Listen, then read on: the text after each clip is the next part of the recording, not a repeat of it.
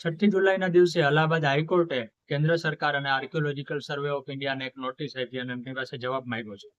હાઈકોર્ટનો સવાલ એ છે કે શું તાજમહેલ છે એ તેજો મહાલય નામનું શિવ મંદિર અથવા તો રાજપૂત મહેલ હતો કે પછી મોગલ સમ્રાટની રાણીની કબર જ છે, એ વાતનો અમને જવાબ આપો. એટલે સાદો સવાલ એટલો જ છે કે કબર છે એ હિન્દુ સ્થાપત્ય છે.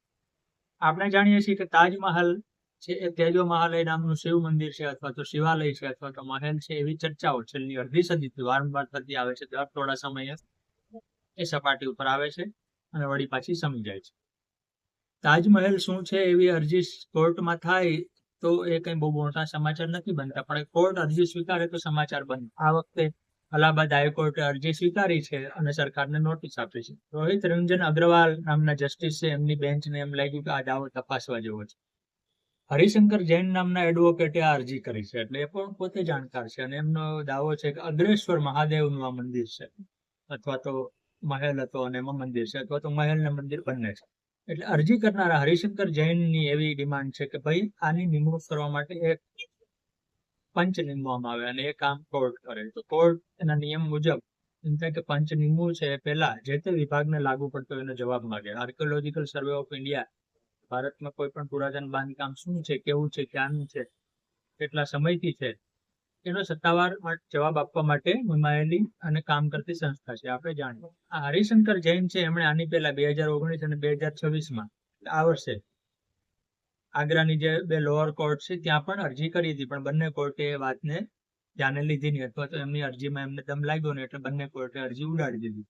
હવે અલ્હાબાદ હાઈકોર્ટે અરજી સ્વીકારી છે એટલે મામલો મોટો બને છે. તાજમહેલ સાથે જે સંકળાયેલા કેટલાક વિવાદો છે એમાંનો એક વિવાદ છે એના સ્થપતિ અંગેનો. તો આનો આર્કિટેક્ટ કોણ હતો, બાંધકામનો મુખ્ય કોણ હતો? જાણીતું નામ છે એ છે ઉસ્તાદ અહેમદ લાહોરી, કે ભાઈ એ શાહજહાંનો મુખ્ય આર્કિટેક્ટ હતો અને એણે તાજમહેલ ના બાંધકામની દેખરેખ રાખી હતી. તાજમહેલનો જાણીતો ઇતિહાસ એવો છે કે 1632માં એનું બાંધકામ શરૂ થયું અને 1653માં 22 વર્ષ પછી એનું બાંધકામ પૂરું થયું. મુગલ બાદશાહ શાહજહાંની 14મી પત્નીનું નિધન થયું એટલે એની યાદમાં એણે આ મકબરો બંધાવ્યો, સાથે પોતાની કબરની જગ્યા પણ રખાઈ. 22 વર્ષ બાંધકામ આવેલું, 20,000થી વધુ કારીગરોએ કામ લાગ્યું, 1,000થી વધુ હાથીઓ પણ કામમાં લાગેલા હતા, કારણ કે પથ્થરોની હેરાફેરી કરવી એ જમાનામાં સરળ નહોતું. 3.25 કરોડનો ખર્ચ એ જમાનામાં કરવામાં આવ્યો હતો, 400 વર્ષથી વધુ સમય પહેલા.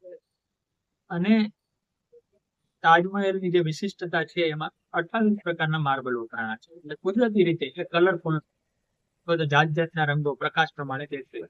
દર વર્ષે 70 થી 80 લાખ પ્રવાસીઓ તાજમહેલ જુએ છે અને એની ટિકિટની આવક છે લગભગ 100 કરોડ રૂપિયા. 100 કરોડ માત્ર ટિકિટની આવક છે.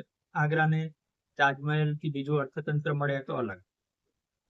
તો આ તાજમહેલ એ છે, તાજમહેલ નથી અથવા કબર નથી અને મંદિર છે કે બીજું કઈ પણ છે, એવી અરજી થાય ત્યારે ભારતનું અને દુનિયાનું એના ઉપર ધ્યાન પડે, જેવું ફરી એકવાર બન્યું.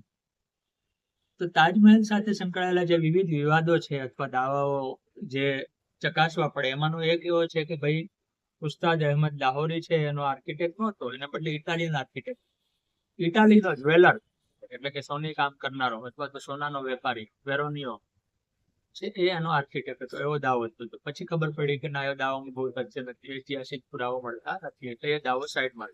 વળી થોડા વર્ષો પછી તારીખે તાજ નામના પુસ્તકમાં એવો દાવો થયો કે તુર્કીના સુલતાને મોકલેલો મોહમ્મદ ઇફેન્દ્રી છે એ તાજમહેલનો મુખ્ય આર્કિટેક્ટ હતો. વળી થોડા વર્ષો પછી એવો દાવો પણ આવ્યો કે ફ્રાન્સના જ્વેલર્સ ઓસ્ટિન બોડીએ તાજમહેલ બંધાવ્યો. એટલે તાજમહેલના બાંધકામથી લઈને એના સ્થપતિ સુધી વિવિધ દાવાઓ થતા રહ્યા અને મોટા ભાગના દાવાઓ ઉડી ગયા. તાજમહેલ જે બંધાણો એ સમય ભારતના ઇતિહાસમાં મધ્યકાળ ગણાય છે. તો આ તાજમહેલ ખરેખર શું છે તપાસવા માટેના વિવિધ જે સાધનો છે એમાં એક સાધન એ છે કે મધ્યકાળના ઇતિહાસના પુસ્તકો શું કહે છે. મધ્યકાળના ઇતિહાસના પુસ્તકોમાં ક્યાંય તાજમહેલ કબર સિવાય ક્યાંય બીજું કઈ છે એવો ઉલ્લેખ નથી, એટલે કે તાજમહેલ કબર જ છે એવું બધા જ પુસ્તકોમાં લખ્યું છે. છતાં પણ દાવાઓ થતા રહે છે અને અમુક દાવામાં તથ્ય જણાય તો કોર્ટમાં પણ પહોંચે છે અને લોકોને એમાં રસ પણ પડે કે ભાઈ તાજમહેલ ખરેખર શું છે. 1653માં બની ગયેલો તાજમહેલ 1965 સુધી કબર સિવાય કાંઈ હોવા અંગે કોઈ શંકા નહોતી. 1965માં પુરુષોત્તમ નાગેશ ઓફ પીએન ઓફ નામના એક શિક્ષક પછી એમાંથી વકીલ બન્યા, પછી એમાંથી પત્રકાર બન્યા, પછી લેખક બન્યા, ઇતિહાસકાર બન્યા. એમણે 1917 જન્મેલા, 2007 મૃત્યુ પામેલા પીએન ઓકે 1965 એક પુસ્તક લખ્યું અને એમાં દાવો કરવામાં આવ્યો કે તાજમહેલ છે એ તેજો મહાલય છે. શાહજહાંએ નહીં, 4th સદીમાં રાજપૂતોએ એનું બાંધકામ કર્યું. એમણે લખેલું પુસ્તક Taj Mahal is a temple palace બહુ ચર્ચાસ્પદ પણ બન્યું. એ 1965 વાત છે. પછી એના થોડા વર્ષો પછી 1989 પીએન ઓકે પોતાનો દાવો સુધાર્યો. તાજમહેલ ધ ટ્રુ સ્ટોરી નામના પુસ્તકમાં એમણે પછી એવું કીધું કે ના 4th સદીમાં નહીં પણ 12મી સદીમાં બનેલું પણ છે તો મંદિર. એટલે પીએન ઓકે 2 દાવા કર્યા. પહેલા એવું કીધું કે રાજપૂતોએ બનાવેલું છે, પછી એવું કીધું કે બીજા કોઈએ બનાવેલું છે પણ મંદિર છે, એટલે કે કબર તો નથી જ. આ દાવાને કારણે દેશ દુનિયામાં તાજમહેલની ચર્ચા પહેલી વાર શરૂ થઈ 1965માં અને પછી 1989. પીએન ઓક છે એ કોઈ સામાન્ય શિક્ષક નહોતા, સામાન્ય ઇતિહાસકાર પણ નહોતા. એમણે પુસ્તકો લખ્યા એમાં એના કેટલાક તથ્યો રજૂ કર્યા હતા કે ભાઈ આ બાંધકામમાં જે શૈલી છે, જે પથ્થરોનો ઉપયોગ છે એ બધો પ્રાચીન કાળમાં થતો હતો, આ મધ્યયુગના અથવા તો 17મી સદીના નથી. પછી કેટલાક પુરાવાઓ ટાંક્યા. એ બધા કરતા પણ અને ત્યારે આજની જેમ એટલી બધી વૈજ્ઞાનિક કે ફોરેન્સિક પદ્ધતિ નહોતી કે ભાઈ કેમ કહેવામાં આવે કે આ બાંધકામ કેટલું જૂનું છે તો બહુ આસાનીથી જાણી શકે.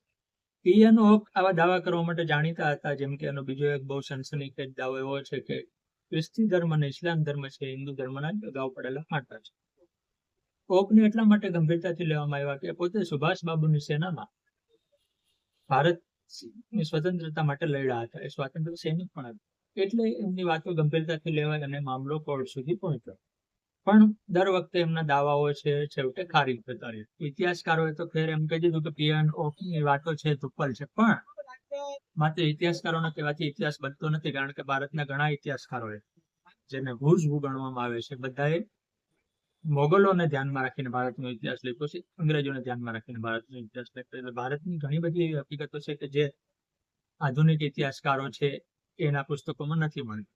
એટલે ઇતિહાસકાર દર વખતે એવો દાવો કરે કે આવું આવું છે ને આવું નથી તો માની લેવાનું ન હોય. એને કારણે પીએન ઓકનો દાવો છે એને બળ મળ્યું. ઇતિહાસકારોએ ન માન્યું, પણ સુપ્રીમ કોર્ટે એ વાતને સ્વીકારીને કીધું કે ના, તપાસ તો થવી જોઈએ, આ વિષય રસપ્રદ છે. એટલે સુપ્રીમ કોર્ટે તપાસ માટે એ જમાનામાં જે થઈ શકે કર્યું અને છેવટે 2000ની સાલમાં સુપ્રીમ કોર્ટે પણ સ્વીકાર્યું કે ના, દાવામાં બહુ તથ્ય નથી.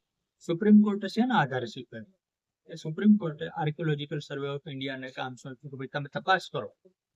તાજમહેલની નીચે ભોંયરું છે, ત્યાં અંદર શિવલિંગ છે, ત્યાં ફલાણું છે, હિન્દુ બાંધકામો છે, બધું દાવો કરવામાં આવે એમાં કેટલું તથ્ય છે? તો આર્કિયોલોજીકલ સર્વે ઓફ ઇન્ડિયાએ પોતાની રીતે તપાસ કરી અને સુપ્રીમને રિપોર્ટ આપ્યો કે એવું કાંઈ નથી, જે સુપ્રીમે માન્ય રાખ્યો અને છેવટે એમ સ્વીકાર્યું કે આ દાવામાં તથ્ય નથી, તાજમહેલ કબર જ છે એને કબર જ રહેવાનું.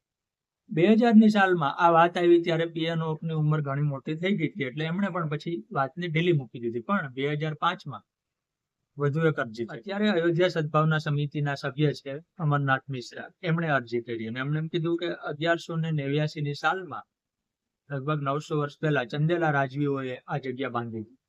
ચંદેલા રાજવીઓએ બાંધી હતી એવું માની લેવાનું મન એટલા માટે થાય કે આગ્રાની બાજુમાં ગ્વાલિયર છે, 100-125 કિલોમીટરના અંતરે, અને ગ્વાલિયર છે ચંદેલા રાજાઓની, તો એમનો વિસ્તાર આ બધો હોવો જોઈએ. કોર્ટે જોકે એ દાવાને રદ કર્યો કારણ કે એમાં ખાસ તથ્ય લાગ્યું. પછી તો 2017માં અને 2020માં એમ વારંવાર સ્થાનિક કોર્ટમાં જરૂર પડે તો બીજી કોર્ટમાં દાવાઓ થતા રહ્યા. ક્યારેક કોર્ટ દાવાને ગંભીરતાથી લે, ક્યારેક ન લે. પણ અલ્હાબાદ હાઈકોર્ટ અને સુપ્રીમ કોર્ટ બંનેએ જે ફાઇનલ વાત માન્ય રાખી છે આર્કિયોલોજીકલ સર્વે ઓફ ઇન્ડિયાની છે, જે ભારતના બધા જ પ્રાચીન બાંધકામો, પુરાતત્વીય બાંધકામોની રખેવાળ સંસ્થા છે. એમનું એવું કહેવું છે કે તાજમહેલ કબર છે, ત્યાં મંદિર શોધવાનો પ્રયાસ ન કરો. પણ સમય સાથે નવા પુરાવાઓ મળે અથવા નવા સંકેતો મળે તો ફરીથી તપાસવું પડે. કારણ કે કોર્ટનું કામ એ પણ છે કે ભાઈ નવી વાત આવી તો ફરીથી તપાસવું પડે. નવી વાત એ છે કે જ્ઞાનવાપી મસ્જિદમાં હિન્દુ મંદિરના પુરાવાઓ મળે છે, મધ્યપ્રદેશમાં ભોજશાળામાં પુરાવાઓ મળે છે, તો પછી તાજમહેલમાં પુરાવા ન હોય એવું કેમ માની લેવું? અને આ બે જગ્યાએ તમે તપાસ કરી શકો છો, તો તાજમહેલમાં કેમ તપાસ નથી કરતા? અને વાત સાચી પણ છે, કારણ કે જો આવી જગ્યા હોય કે જે મુસ્લિમ જગ્યાઓ છે એવું મનાતું કે ત્યાં હિન્દુ બાંધકામના પુરાવાઓ મળ્યા, તો પછી અહીંયા કેમ ન હોય છે? છતાં પણ આર્કિયોલોજીકલ સર્વે ઓફ ઇન્ડિયાનો જવાબ એટલા માટે અંતિમ ગણાય કે એ જ સંસ્થા છે જેણે અયોધ્યામાં મસ્જિદ નહીં પણ રામ મંદિર હતું એવા પુરાવાઓ રજૂ કર્યા. અયોધ્યામાં મંદિર હતું એવા પુરાવા રજૂ કર્યા, એનો મતલબ એમ નથી કે તાજમહેલમાં પણ પુરાવો શોધી કાઢે. અત્યાર સુધી તો મળ્યા નથી, પરંતુ દર થોડા સમયે આવા દાવાઓ થાય છે તાજમહેલને વધુ તાજમહેલથી ભવ્ય બાંધકામો ભારતમાં અનેક છે, પરંતુ ઇતિહાસકારોએ બહુ જ પ્રસિદ્ધિ આપી. પછી સરકારે એને મહત્વ આપ્યું, એટલે વર્ષે 70-80 લાખ પ્રવાસીઓ આવે છે, 100 કરોડ ટિકિટની આવક થાય છે. ઉપરાંત પરદેશના નેતાઓ ત્યાં આવીને ફોટો પડાવે છે, દુનિયાભરમાં પ્રસિદ્ધિ મળે છે. એટલી પ્રસિદ્ધિ ઓછી હોય એમ જયારે કોર્ટમાં કોઈ અરજી આવે કે તાજમહેલને ખબર નહીં તેજો મહાલ નામનું મંદિર હતું, ત્યારે તાજને વળી પાછી અસાધારણ પ્રસિદ્ધિ મળે છે, જે અત્યારે મળી રહી છે.